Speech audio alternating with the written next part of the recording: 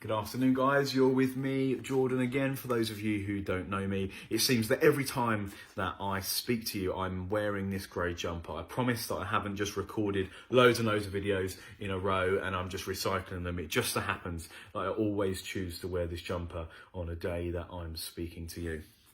So the first thing I want to say is that before we read the Bible, and I'll just read this passage to you and hopefully bring you some encouragement, is that every time we read this book, we should read the book in context, meaning that we should first aim to understand why this is being written, who is writing it and what they're saying, and what it means to that person and what it means to the people who are receiving this, who are receiving the letters and the stories and the anecdotes of what's happened in Jesus's life or what happened to the people of Israel. We have to understand that first in order to know how we apply that to us in 2020.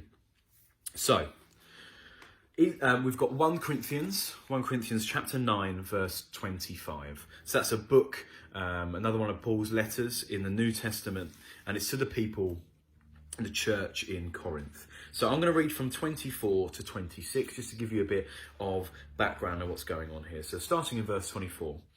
Do you not know that in a race all the runners run, but only one gets the prize? Run in such a way as to get the prize. Everyone who competes in the games, that's the Olympics, goes into strict training. They do it to get a crown that will not last, but we do it to get a crown that will last forever. Therefore, I do not run like a man running aimlessly. I do not fight like a man beating the air. So, other parts of the Bible say that this life is a race, and we should run that race with endurance. And what Paul is referring to here is the Olympic Games, that those who are running a race in the Olympic Games have a strict training program, and that they do it for a crown, for a prize, for a medal that doesn't last into eternity.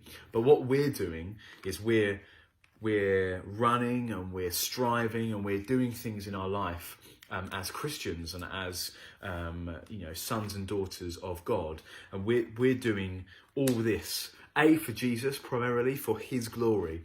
But what we're doing it for is for a crown that lasts for eternity, for a prize that lasts for eternity, to be with God forever, to be rewarded by God in eternity, to have Jesus say to us, "Well done, good and faithful servant."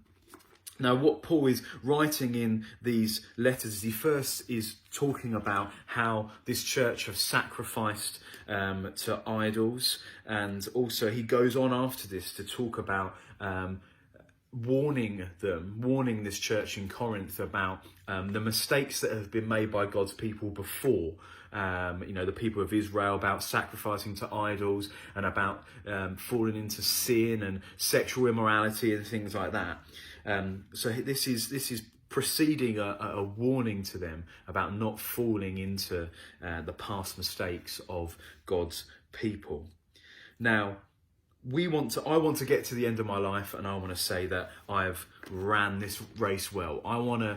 When I die, I want to go before Jesus, and I want Jesus to say to me, "Well done, you ran this race well. You did everything that I asked of you. Well done, good and faithful servant." I pray that you would have that same desire, that you would have a desire that says, I want to run this race well. I want to do these things well. I want to strive. And what this is talking about, when Paul talks about strict training program, he's saying how the runners that run for a prize that doesn't last have a strict training program. He's saying that we as Christians have to not be strict and be boring and be boring, but that we have to be careful with ourselves. We have to have a line that we choose to not cross. We have to have sort of our own rules that we set in place, things that we won't do, things that we won't compromise on in order to run this race well. And Paul says that he does these things so that he doesn't run aimlessly, so that he doesn't other translations say, be like a boxer who fights the air. and that would get you nowhere. So what Paul is saying is that he, like these runners, he has a strict program for himself to keep himself on the straight line in this race that he's running. So I pray that you guys will be encouraged by this, that you will see that we are striving for something, that we are heading towards something that is eternal. It's not just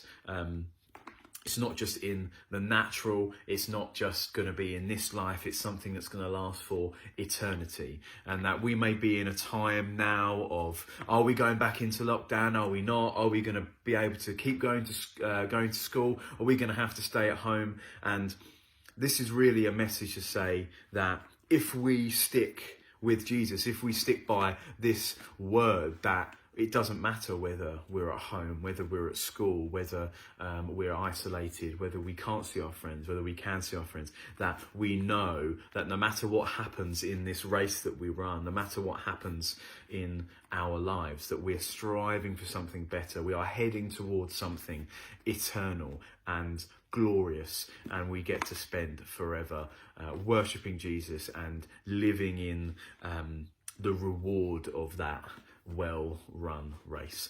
Thank you for joining me. We will see you on Wednesday. We love you. God bless you. Have a great time at school.